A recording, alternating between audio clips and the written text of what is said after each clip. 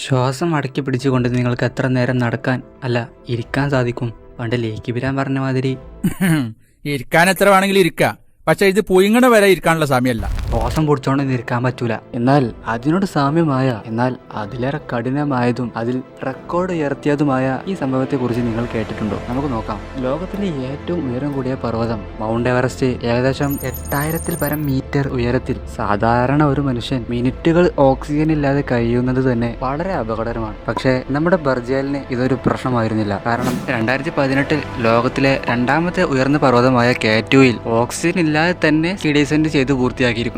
ഇതിനോടകം തന്നെ ഇദ്ദേഹം മൗണ്ടനിയറിംഗ് ലോകത്ത് ലിവിംഗ് ലെജൻഡായി മാറിക്കഴിഞ്ഞിരുന്നു. പക്ഷേ എവറസ്റ്റിൽ നിന്ന് സ്കീ ചെയ്തിറങ്ങുന്നത് മാത്രമല്ല, ഓക്സിജൻ ഇല്ലാതെ അത് പൂർത്തിയാക്കുക എന്നതാണ് ചരിത്രത്തിലെ ഏറ്റവും അപകടകരമായ ഭാഗം. ലോകത്തിലെ ഏറ്റവും ഉയരം കൂടിയ എവറസ്റ്റ് ആയതുകൊണ്ട് തന്നെ അവിടുത്തെ കാലാവസ്ഥ പറയേണ്ട ആവശ്യമില്ലല്ലോ. ഇവിടെ പ്രധാന വില്ലനാകുന്നതും ഈ കാലാവസ്ഥ തന്നെയാണ്. എന്നാൽ നമ്മുടെ ആൻഡ്രസ് ബർജേൽ ഒരു ഓക്സിജൻ ബാഗ് പോലും ഉപയോഗിക്കാതെയാണ് ഈ വിജയം സ്വന്തമാക്കിയത് എന്നതുകൊണ്ട് മാത്രമാണ് ഇദ്ദേഹത്തെ മൗണ്ടനിയറിംഗ് ലോകത്തെ പുതിയൊരു അധ്യായത്തിലേക്ക് നയിച്ചത്. Mount Everest without oxygen first full ski descent എന്ന ഈ റെക്കോർഡ് ഇനി മുതൽ ആൻഡ്രസ് ബർജേലിന്റെ പേരിലാണ്.